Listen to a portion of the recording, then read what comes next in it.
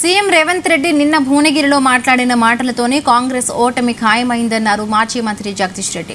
6 గ్యారంటీలు అమలు చేయడం చేతకాక కేసీఆర్ను తిడుతున్నారని ఆరోపించారు.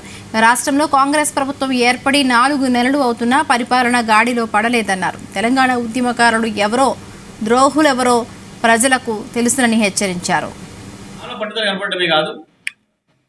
నిన్న ముఖ్యమంత్రి గారు భువనగిరిలో సభ పెట్టి మాట్లాడిన మాటలు ఆయన ఓటమిని అంగీకరిస్తున్నట్టుగా కనబడుతుంది. ముందే ఆయన ప్రజలకు చెప్పుకోవడానికి ఏమీ లేక, కొత్తగా మోసగించడానికి అవకాశాలు లేక, ఆ ఫ్రస్ట్రేషన్లో ఇంకా కేసీఆర్ గారిని తిట్టి బతుకుతాను అనుకుంటున్నాడు. ప్రజలకు అర్థమైంది ఇది. 120 రోజులు 130 రోజులు దాటుతుంటే కూడా అసలు పరిపాలన అనేది ఎక్కడుంది? ఒక ముఖ్యమంత్రి ఉన్నాడా ఈ రాష్ట్రానికి? ముఖ్యమంత్రి హోదాలో మాట్లాడే మనిషి ఉన్నాడా? మంత్రి హోదాలో మాట్లాడే మనిషి ఎవరైనా ఉన్నారా అని చెప్పి ప్రజలు వెతుకుతున్నారు. సంస్కారహీనమైన భాష. ఒక్క మాటలో మాకు చెప్పాలంటే నాకు ప్రజలు కార్యకర్తలు చెప్తున్నారు, ఏం సార్ ఈ రోత భాష?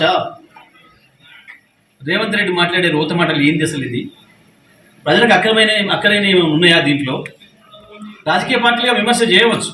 రేవంత్ ఇది మాట్లాడినా ఆనాడు ఇక్కడ ప్రతిపక్షంలో ఉన్నాడు కోమటిరెడ్డి సోదరులు కాంగ్రెస్ మీద విమర్శలు చేసినా వాళ్ళ మీద చర్యలు తీసుకునే శక్తి కాంగ్రెస్ పార్టీకి లేదు.